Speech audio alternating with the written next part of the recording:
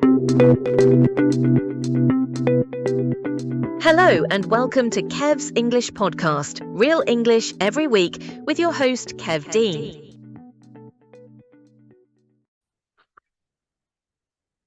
Hello. Wen, are you there? Yeah, I'm here. Oh, Yeah, I can hear your voice. Yeah. are you not using your camera today? No. Okay. If you don't want to use it, that's fine.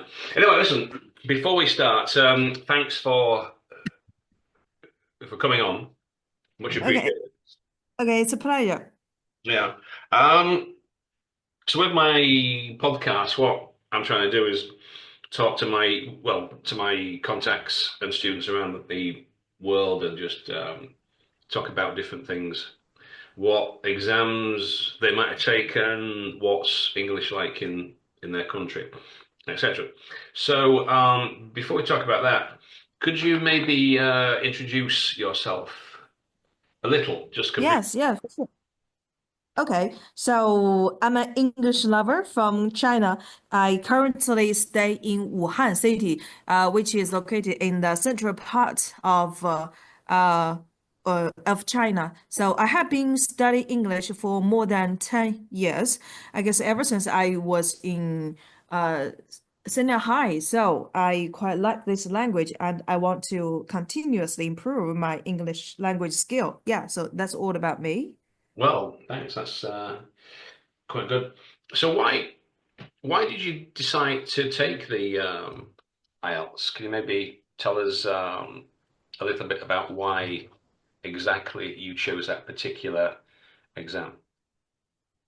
Okay, I guess there might be two reasons. So the first one is that back to those days when I was a student, I had to take the IELTS exam in order to partly qualified to get how to say get the offer from university. So that is one of the requirements from universities.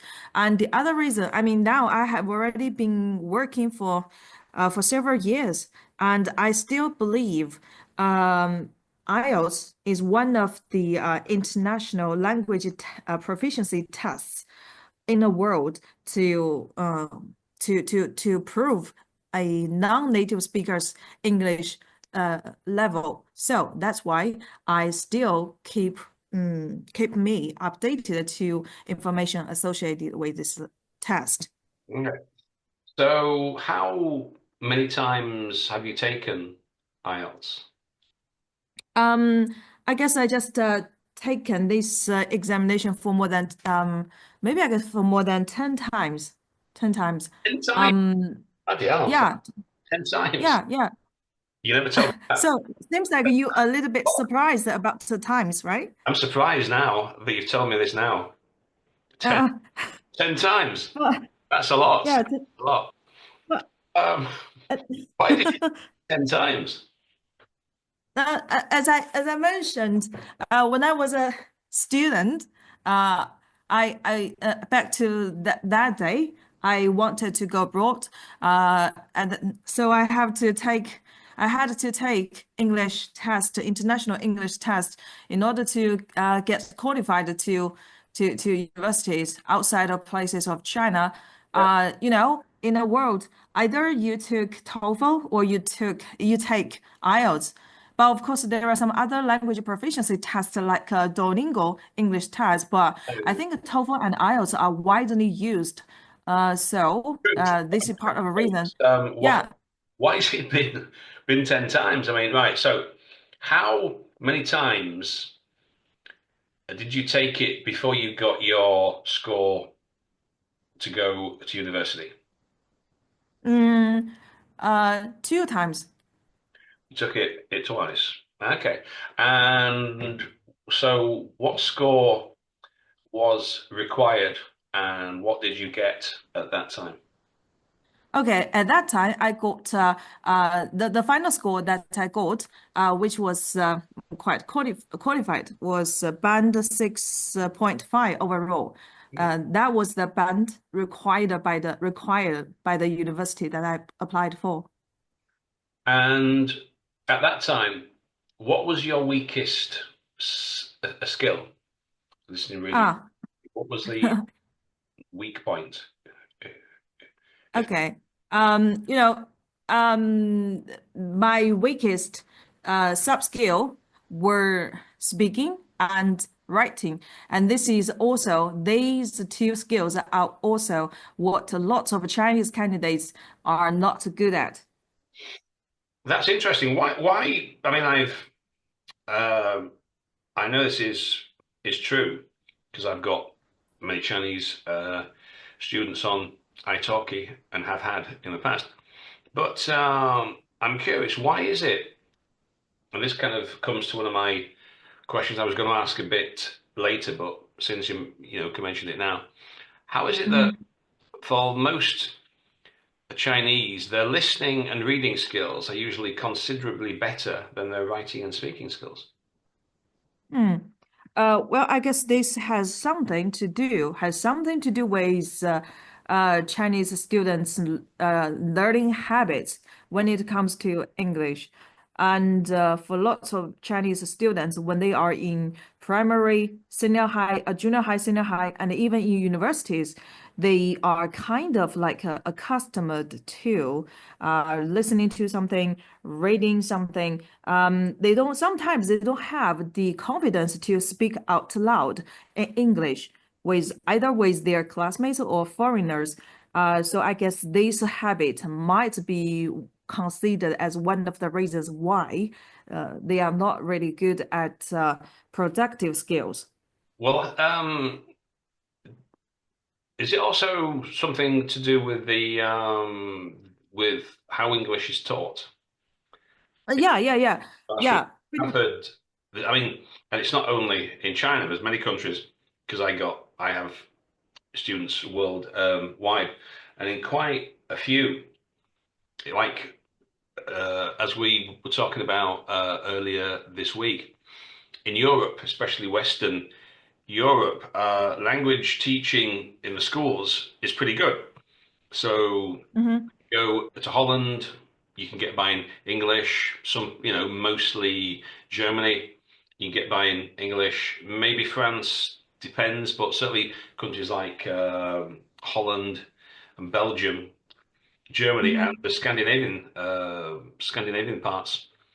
You know, mhm. most of them, a lot of the young people can speak English because it's a major part of their education, the curriculum. But so why do you think that's not the case in China then? Well, maybe I guess just like what you just mentioned, might be associated with the um, educational method or the educational system.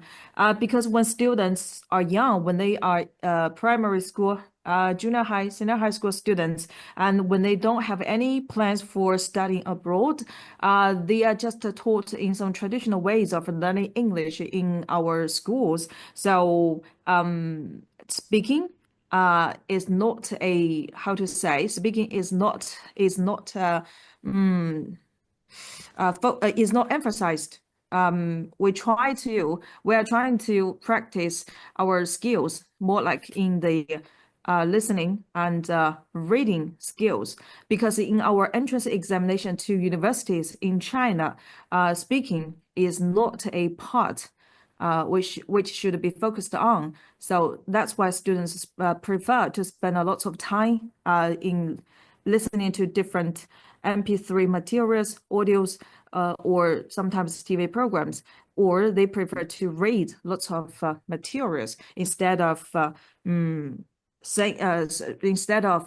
training their ability in speaking and creative writing or something.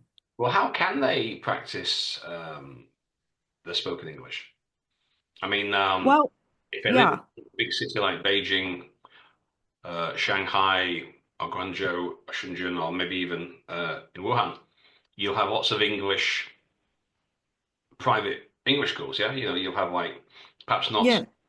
Oriental as they've gone bust. But British Council, English Time, all the other ones. So why is it that or I don't know, like, so how and why do you think their spoken English is not so good? Well, I guess maybe I'm just talking about the situations for students in parts of the China. Just as you mentioned, because of the rich educational resources, especially in advanced cities like Beijing, Shanghai, or other coastal cities or seaside places, the educational resources for students to be exposed to are quite a lot. So uh, they actually can choose to study in a language school to improve their levels of English, or they go to international high schools to study the international courses like A-level, IB, or advanced placement. So I think these kinds of course system also provides them good opportunities to be exposed to better English resources of learning. And also, if you ask me how students in China can improve their spoken language, I think it's more like their personal preferences. Even though I just mentioned lots of students in those places like Beijing, Shanghai, these metropolis places, they can have better educational resources and they can be exposed to a wide range of opportunities to improve their language skill. But still, not every single student likes to study. So some students who are good at spoken English or written English, they might have great interest or enthusiasm, and they spend a lot of time working on improving them. Well, actually, I've had quite a few of Chinese here saying that they use Chat GPT for Mm. practicing their speaking or similar artificial intelligence applications. What do you think about those? Do you think that they are a good way to practice your speaking? Because I was speaking to a couple, and it's obvious that, to my mind anyway, these artificial intelligence things are not as good as speaking to an actual person. But Mm. what do you think? Okay. I do believe this is one of the ways to improve their language proficiency, at least from the perspective of spoken English. I think. Siri, which is artificial intelligence installed in iPhone, right? Yeah, yeah, yeah. I've heard of it. So yeah. So when people who use iPhones, um, we sometimes directly talk with Siri in English, because whether or not Siri can respond to us can reflect how accurate our language is. I mean, if Siri failed to respond to our instructions, we know that the way we pronounce words are not correct. So That's in it. that way, Well, that's yeah, no. right. That sounds good, yeah. So, tell me about the last time that you took IELTS, because you told me that you got your speaking score. Was it 7.5 overall, or was it 7.5 for the speaking? Well, the overall score is band 7.5, and for the speaking part also is 7.5. Yeah, No. this sub-score scale, the sub-scale score is the same as the overall score. Right, right. Is very good. That is excellent. So, can you tell me, how did you uh, prepare exactly? I mean, do you have a method, a strategy that you could recommend to anybody who's thinking of taking IELTS? Can you tell us about, Oh, talk us through your okay. personal Yeah. preparation plan? Mm. Yes, I would like to be share some of my experience with you. I think one of the ways for the speaking part, if you truly want to improve your spoken skill, to communicate or to directly talk with native speakers like you might be one of the ways. So that's why I can be one of your students because I think to talk to a native speaker can keep me active in terms of how to respond to the questions from IELTS speaking. But for different parts of the test, like listening and reading, I think being exposed to the listening materials on a daily basis is a must. So that is also what I almost do on a daily basis. Sometimes I can listen to the BBC documentary.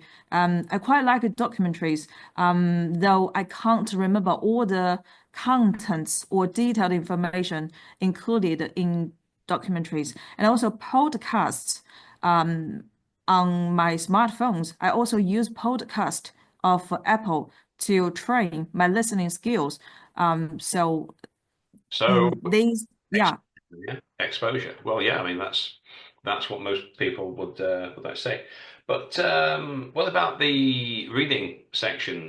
Do you read often in English?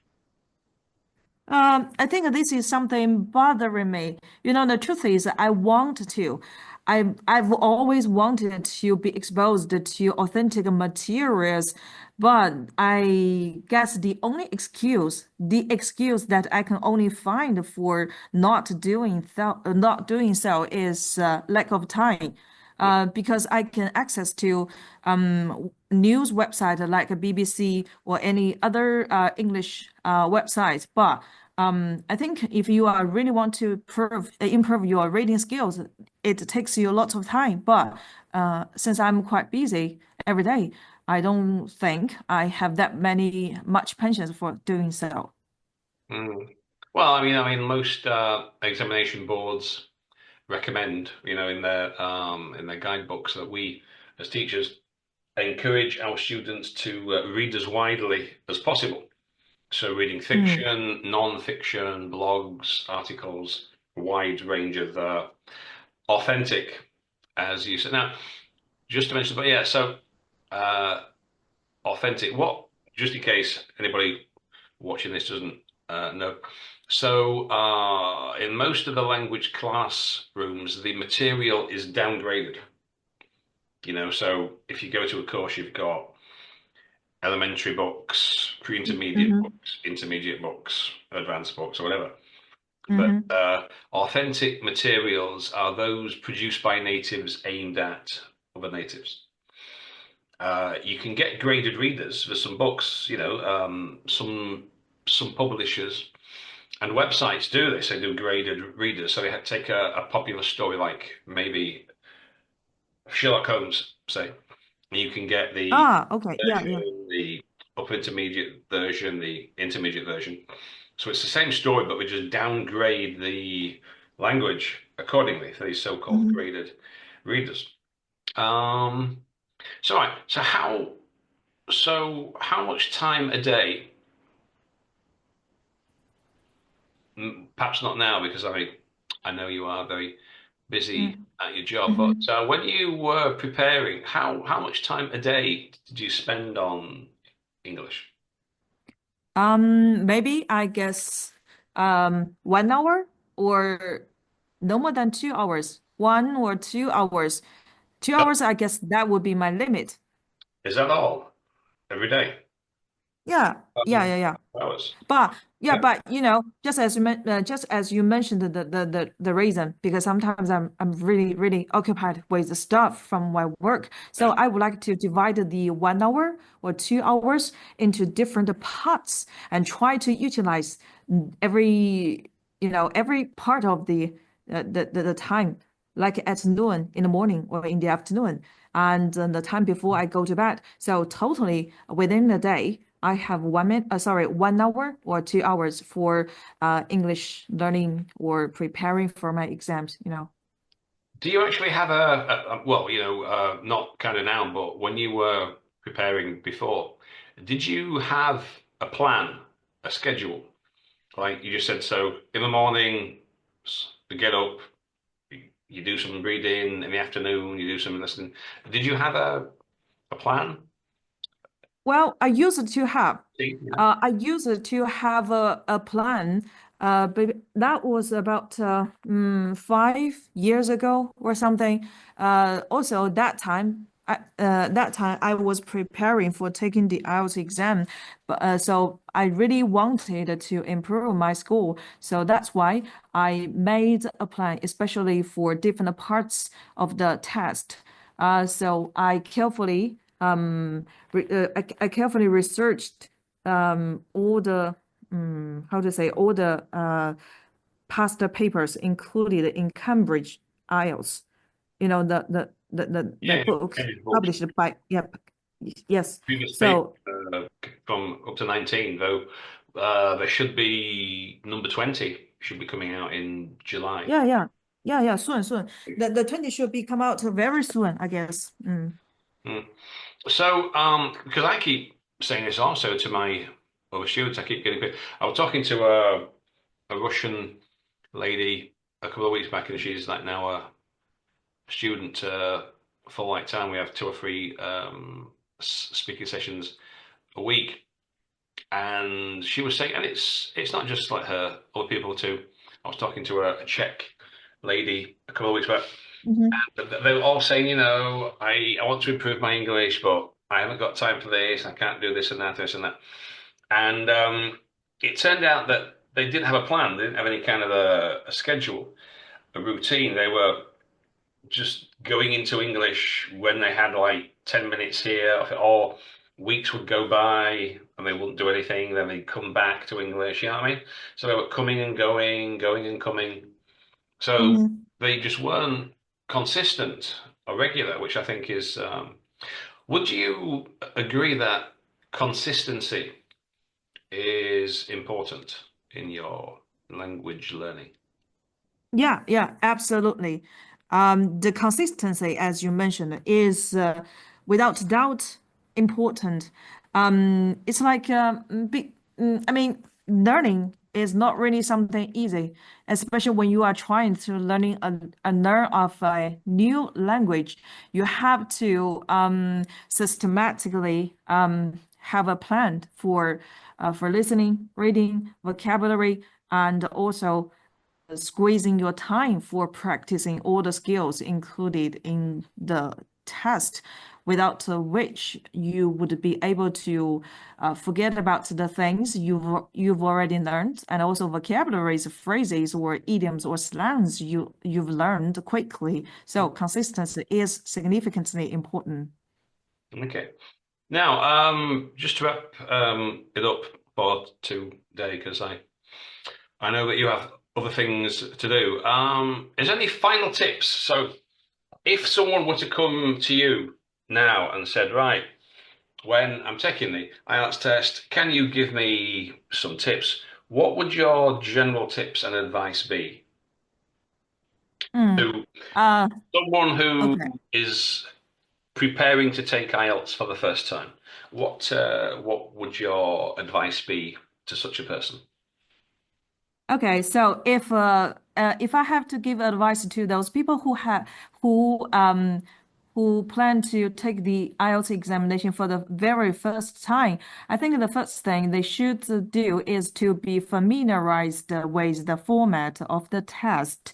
Mhm. Yeah, you have to understand how the test or how the rules are set for this examination, the different types of questions, right? Okay, yeah. Mm. And then based on the familiarization of the format of the test, then you can clearly understand how it goes. And then you might want to try to do a mock test in order to figure out or understand or the level that you are currently have, and also to see what is a gap between your current level to your targeted level. and Okay. then try to find professionals like you, who is quite familiar and like an expert in this area to improve any specific sub-skill of the test. But of course, patience and So the first thing consistency. is to understand how the actual test works. Yeah. Yeah, And yeah, then the second one is self-assessment, or get some assessment so you understand your weak points, etc. Yeah. Well, that sounds, yeah. yes. Good. Mhm. Is there anything else? I mean, so once they recognize what their weak points are, usually writing and speaking. So what would you advise them after that? So they understand how the test works. They've been kind of through it. They've done a mock test. They've got some idea of what they need to work on. So what would you say they should do at that point? Well, maybe I guess people should work on improving their vocabularies Mhm. associated with the usually tested topics in IELTS speaking and the writing part. Because, for the productive skills of these two, you have to memorize lots of vocabularies, Well, phrases, that kinds of stuff, right? And then you would be able to speak at length or write a good how to say writing task. mm, okay.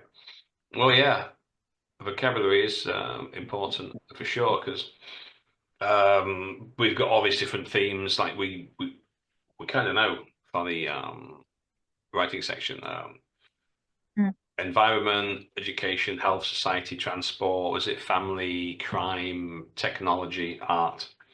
There's maybe 20 or so of those topics. So Hmm. that's yeah. I mean, I made a video. If you're watching this on YouTube, I have a video called the Ideas Bank where I explain how that kind of works.